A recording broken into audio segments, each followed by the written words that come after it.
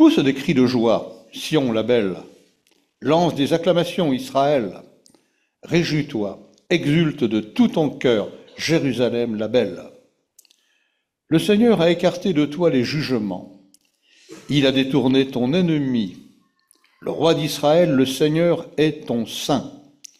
Tu n'as plus de malheur à craindre.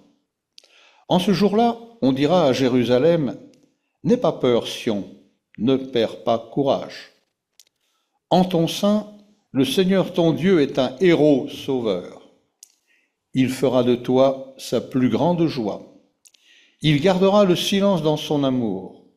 Il poussera des cris d'allégresse à ton sujet. Je recueillerai ceux qui sont dans le chagrin, loin des rencontres festives, ceux qui sont restés loin de toi, sur qui le déshonneur pesait comme un fardeau. Réjouissez-vous toujours dans le Seigneur. Je le répète, réjouissez-vous. Que votre attitude conciliante soit connue de tous. Le Seigneur est proche. Ne vous inquiétez de rien. Mais en tout, par la prière et la supplication, avec des actions de grâce, faites connaître à Dieu vos demandes. Et la paix de Dieu, qui surpasse toute pensée, gardera votre cœur et votre intelligence en Jésus-Christ. Les foules l'interrogeaient. Que devons-nous faire? Il leur répondait que celui qui a 2 tuniques partage avec celui qui n'en a pas, et que celui qui a de quoi manger fasse de même. Des collecteurs de taxes aussi vinrent pour recevoir le baptême. Ils lui demandèrent, Maître, que devons-nous faire? Il leur dit, n'exigez rien au-delà de ce qui vous a été ordonné. Des soldats aussi l'interrogeaient. Et nous, que devons-nous faire? Il leur dit, ne faites violence à personne, n'accusez personne à tort, et contentez-vous de votre solde. Comme le peuple était dans l'attente, et que tous se demandaient si Jean n'était pas le Christ, il leur répondit à tous, moi je vous baptise d'eau, mais il vient celui qui est plus puissant que moi, et ce serait encore trop d'honneur pour moi que de délier la lanière de ses sandales. Lui vous baptisera dans l'Esprit Saint et le feu. Il a sa fourche à la main. Il va nettoyer son aire. Il recueillera le blé dans sa grange, mais il brûlera la paille dans un feu qui ne s'éteint pas. Jean annonçait la bonne nouvelle au peuple avec beaucoup d'autres encouragements. Chères sœurs, chers frères, il y a 2 semaines, nos lectures nous appelaient à résister. La semaine dernière, elles nous appelaient à nous soumettre à la volonté de Dieu. Nous sommes toujours dans le temps de l'Avent, dans ce temps d'attente qui doit se conclure par la venue de Dieu sur terre, par l'incarnation de Dieu dans notre condition humaine, avec nos forces et nos faiblesses, surtout nos faiblesses.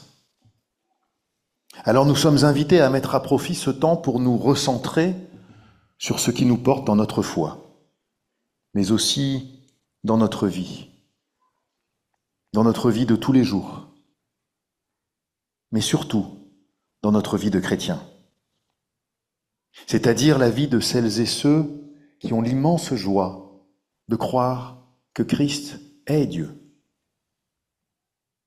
qu'il est Dieu et homme à la fois.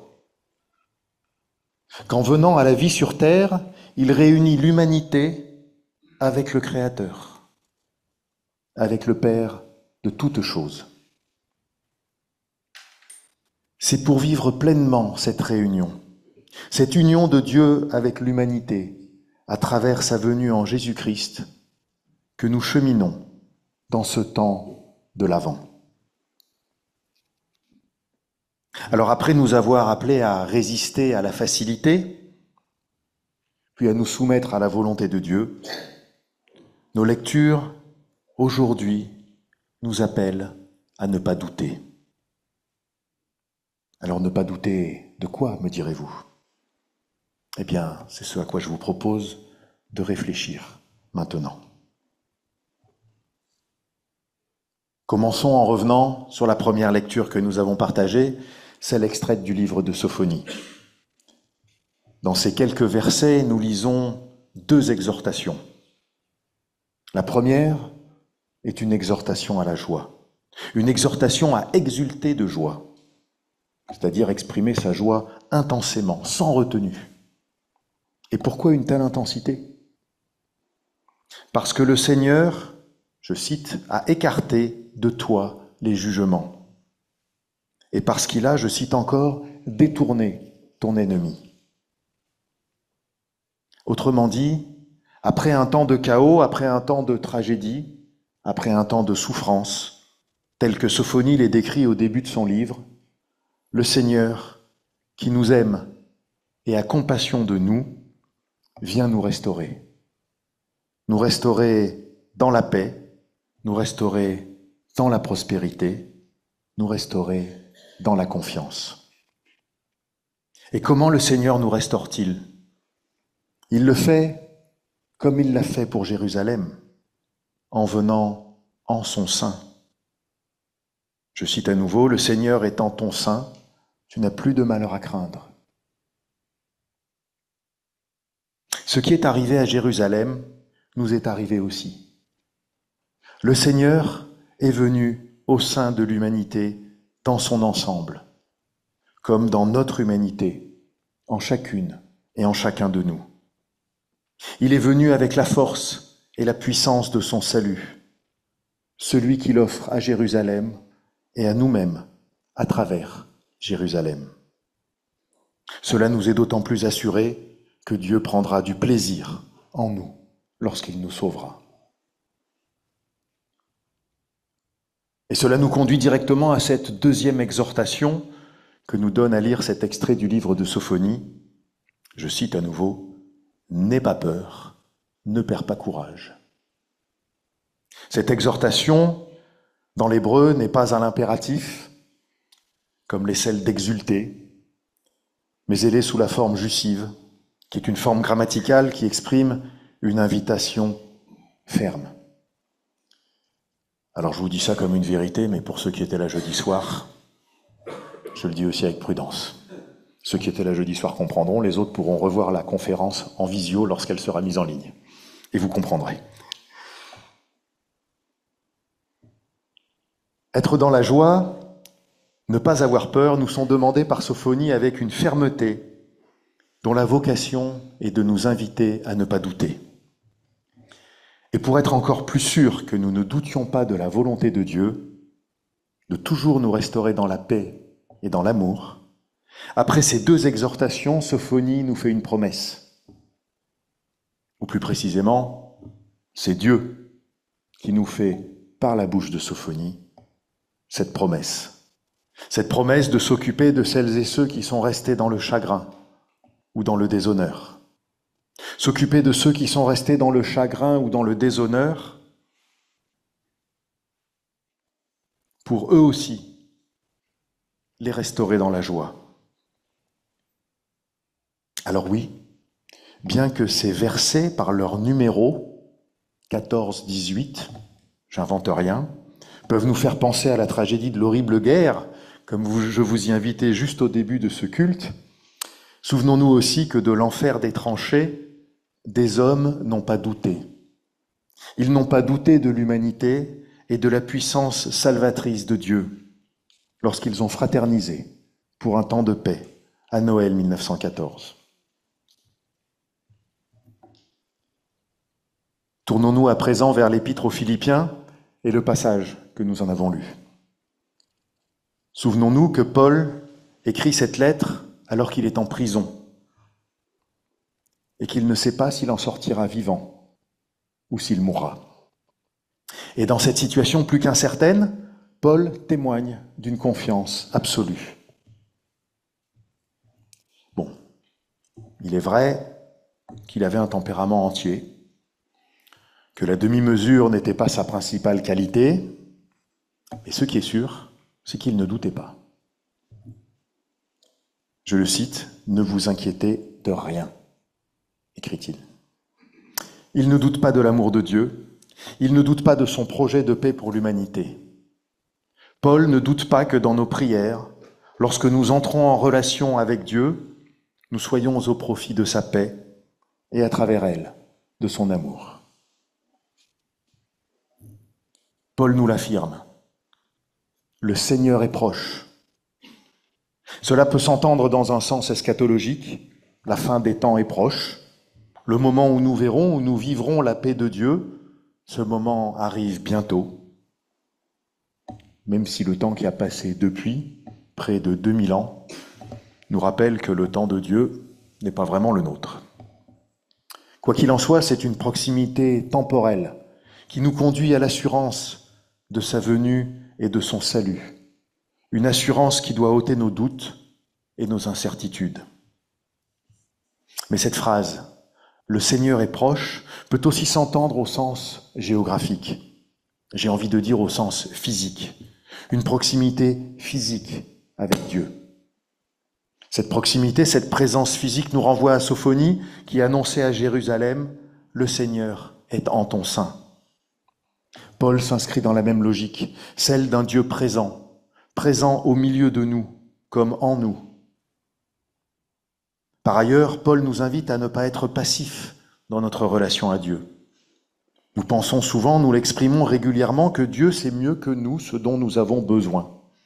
La Bible nous le dit en Matthieu 6,8 par exemple, je cite, « Votre Père sait de quoi vous avez besoin avant que vous le lui demandiez. » Et nous le répète au verset 33 du même livre et du même chapitre, « Votre Père céleste sait que vous en avez besoin. » Alors si Paul nous invite à formuler nos demandes à Dieu, je ne pense pas qu'il s'oppose à l'évangile de Matthieu.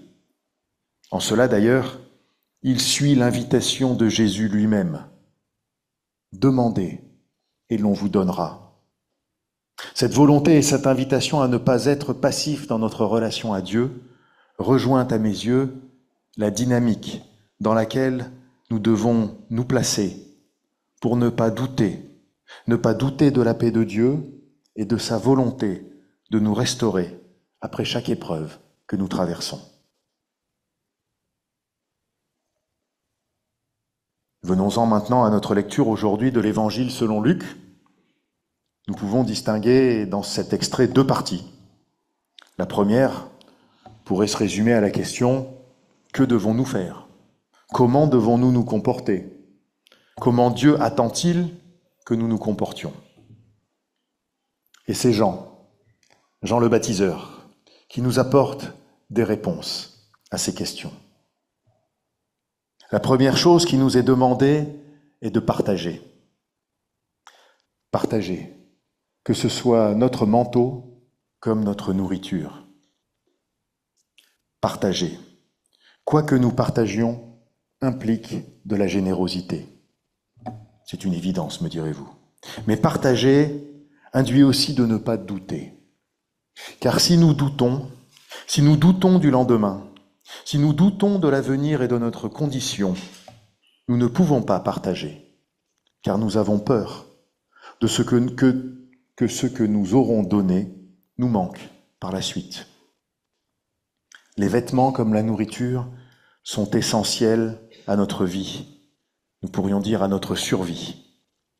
Nous défaire de certains de nos vêtements, de la moitié, puisqu'il s'agit de donner une tunique si nous en avons deux, comme de la moitié de notre nourriture, nous impose d'avoir confiance, de ne pas douter. Car la première pensée qui nous vient à l'esprit est celle de nous mettre en danger si nous nous défaisons de la moitié de ce qui assure notre survie physique. La deuxième chose qui nous est demandée est de faire seulement ce qui nous est prescrit et de ne pas en faire davantage. L'exemple des collecteurs de taxes va dans le même sens. En ne collectant que la taxe demandée par les autorités romaines, ils doivent se contenter pour subvenir à leurs propres besoins de la seule rémunération qui leur est donnée en échange de leur travail. Ils ne doivent pas chercher à assurer leur avenir en ponctionnant davantage ceux chez qui ils vont collecter les taxes. Ne pas chercher à assurer son avenir, c'est ne pas douter en cet avenir. C'est ne pas douter que Dieu viendra nous restaurer en cas de difficulté, même majeure. La troisième chose qui nous est demandée à travers l'exemple des soldats est de ne pas agir par la violence ou par la diffamation. Cette violence et cette diffamation qui sont, par le fait d'abaisser celles et ceux qui en sont victimes, deux leviers puissants de pouvoir. Mais un pouvoir fondé sur l'injustice et l'iniquité.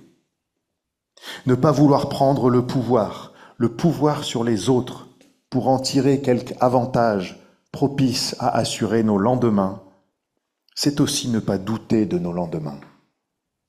Ne pas douter de nos lendemains, car comme Jean nous l'annonce dans la deuxième partie de notre lecture, je le cite, « Il vient, celui qui est plus puissant que moi, celui qui vous baptisera dans l'Esprit Saint et le feu. Celui qui extirpera de nous le mal, cette paille qu'il jettera, je cite encore, dans un feu qui ne s'éteint pas, pour ne garder que le bien, le bon, ce blé qu'il conservera dans sa grange, cette grange qui n'est autre que celle de la vie éternelle dans le royaume de Dieu. »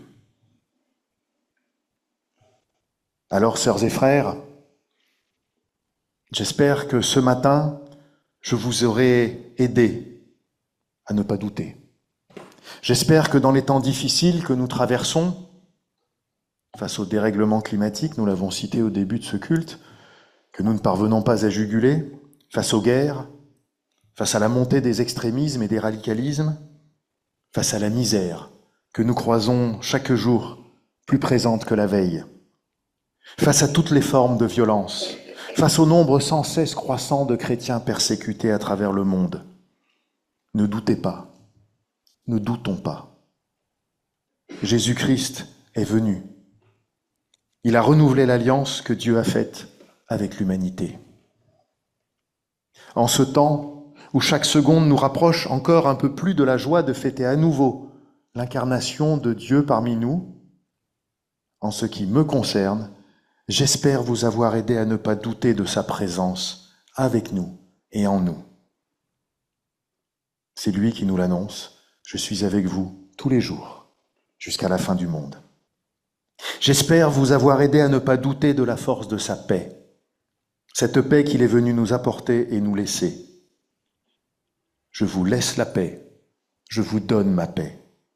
J'espère vous avoir aidé à ne pas douter de l'infinité de son amour, que vous vous aimiez comme je vous ai aimé, allant jusqu'à donner sa vie pour nous libérer de nos fautes. Et si moi j'espère vous avoir aidé, je ne doute pas que Sophonie, Paul et Luc à travers Jean vous guideront dans la confiance, cette certitude que nous donne la foi, cette foi qui seule peut nous permettre de ne pas douter. Amen.